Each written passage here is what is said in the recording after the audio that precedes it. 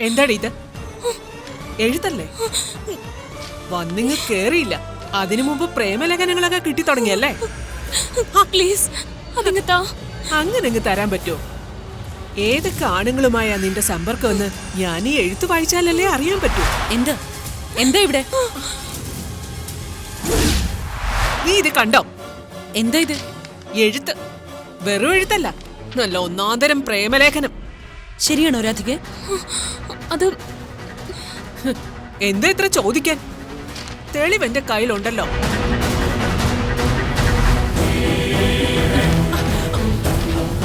എടി കാവ്യം, ഞാനോടി വായിക്കട്ടെ. അമ്മ മാറിക്കേ. അപ്പൊ നീ ചോദിച്ചോ. എന്താ രാധിക ഇത്? അത് എടി ഞാൻ വായിക്കട്ടെ. വേണ്ടമ്മേ, മറ്റൊരാളുടെ എഴുത്ത് വായിക്കുന്നത് ശരിയല്ല. പറ രാധികെ, ഇതാരെഴുതിയതാ? മണിക്കുട്ടി. രാവിലെ ഇവിടുന്ന് ഇറങ്ങിപ്പോയിട്ട് വൈകുന്നേരം ഇങ്ങോട്ട് തന്നെ വന്നു കയറുന്ന നിന്റെ മോള് നിനക്ക് കത്തെഴുതിയെന്നല്ലേ? ആര് വിശ്വസിക്കും? അക്ഷരം എഴുതാൻ പഠിച്ചപ്പോ മുതല് അവക്ക് ഇങ്ങനെ ഒരു ശീലമുണ്ട്. എന്തെങ്കിലും പ്രത്യേക കാര്യങ്ങൾ പറഞ്ഞ് എഴുതി വെക്കും. അത് ശരി. എങ്കിൽ മണിക്കുട്ടി എഴുതിയത് എന്താണെന്ന് എനിക്കൊന്ന് അറിയണമല്ലോ. ദാ വായിച്ചിട്ട് പറ.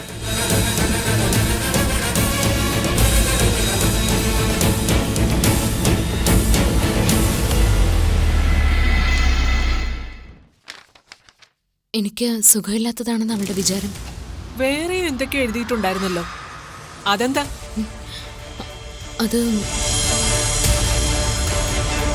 അത് പിന്നെ ആന്റിയെ കുറിച്ചാ. ആന്റിയെ നന്നായി നോക്കണം എന്നുണ്ട്. ആന്റിയോട് നമുക്കൊത്തിരി നന്ദി വേണമെന്ന് പറയാറുണ്ട് അവള്. എന്നെ നോക്കണമെന്നോ എന്നോട് നന്ദി വേണമെന്നോ എഴുതിയിട്ടില്ലേ അവള്? ഇല്ല. കണ്ടോ, നന്ദി കെട്ടവള്. ഈ വീട്ടിൽ താമസിച്ച് എന്റെ ഉപ്പും ചോറും തിന്ന് വളർന്നിട്ട് എന്നോട് നന്ദിയോ സ്നേഹമോ കാണിക്കാൻ പറ്റില്ല അവൾക്ക്. അസത്ത്.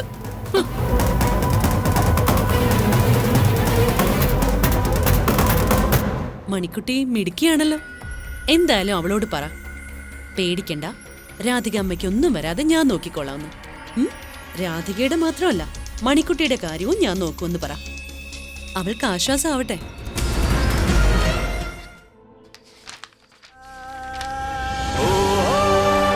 രാധിക, നിന്റെ കത്ത് എനിക്ക് നൽകിയ ആശ്വാസം എത്രമാത്രമായിരുന്നെന്നോ. എന്റെ സ്നേഹം സത്യമായിരുന്നതുകൊണ്ട് തന്നെയാണ് നിങ്ങളെ ഈശ്വരൻ എന്റെ മുന്നിൽ കൊണ്ടുവന്ന് നിർത്തിയത്. എന്റെ ജീവിതം മറ്റൊരിടത്ത് തീരെഴുതി കൊടുത്തുപോയി. എങ്കിലും ആരും അറിയാതെ, ആരെയും മുറിവേൽപ്പിക്കാതെ നിങ്ങളോട് നീതി കാണിക്കാൻ ഞാൻ ശ്രമിക്കും. എന്റെ നിസ്സഹായത മനസ്സിലാക്കി കൂടെ നിൽക്കണമെന്ന് മാത്രമേ രാധയോട് എനിക്ക് പറയാനുള്ളൂ. എന്ന ഒത്തിരി സ്നേഹത്തോടെ, കണ്ണേട്ടൻ.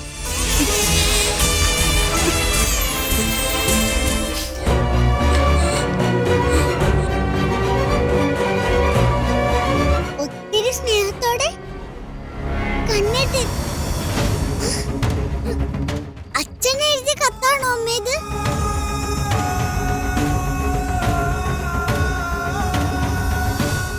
കൊള്ളാലോ. എന്നിട്ട് അമ്മ എന്നോട് പറയാതിരിക്കുവല്ലേ? ഞാനേ ഇത് ആന്റിയെ കാണിച്ചിട്ട് വരാം. മോളെ വേണ്ട. ആന്റി അല്ല അച്ഛനെ കണ്ടുപിടിക്കുന്നു പറയാന്. ഞാൻ ഇത് ആന്റിയെ കാണിച്ചിട്ട് ഇപ്പൊ വരാം. മോളെ വേണ്ട. കൃഷ്ണ ഇന്ന് നേരത്തെ വരുമെന്ന് ഞാൻ പ്രതീക്ഷിച്ചിരുന്നു. അതെന്താ? എന്തോ എനിക്ക് അങ്ങനെ തോന്നി. ആന്റി,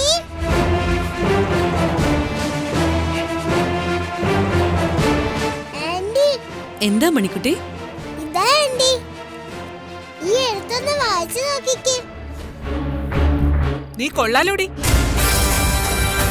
ഈ ചെറിയ പ്രായത്തിൽ സകല നമ്പറും പഠിച്ചാ നീ നടക്കുന്നതെന്ന് എനിക്കിപ്പോ മനസ്സിലായിടി. അല്ല, ഓർത്ത് നോക്കി, അവളൊരു കത്തെഴുതി വെക്കുക, കാവ്യ മാക്സിമം പൊക്കി പറഞ്ഞ് സോപ്പിട്ട് എഴുതി വെക്കുക. ഒരു കുഞ്ഞല്ലേ അമ്മേ, ആരെയും ദ്രോഹിക്കുന്നോ ഉപദ്രവിക്കുന്നോ ഒന്നുമില്ലല്ലോ.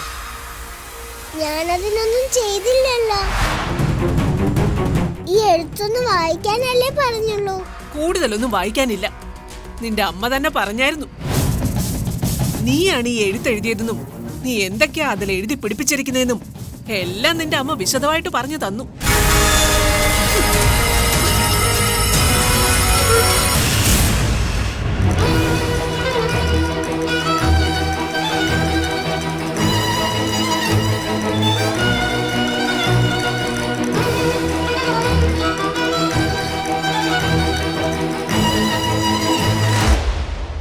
അമ്മ അവരോടൊക്കെ കള്ളം പറഞ്ഞതല്ലേ?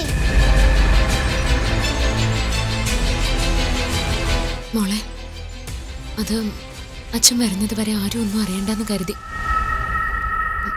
അതുവരെ നമുക്ക് ഇവിടെ താമസിക്കാലോ.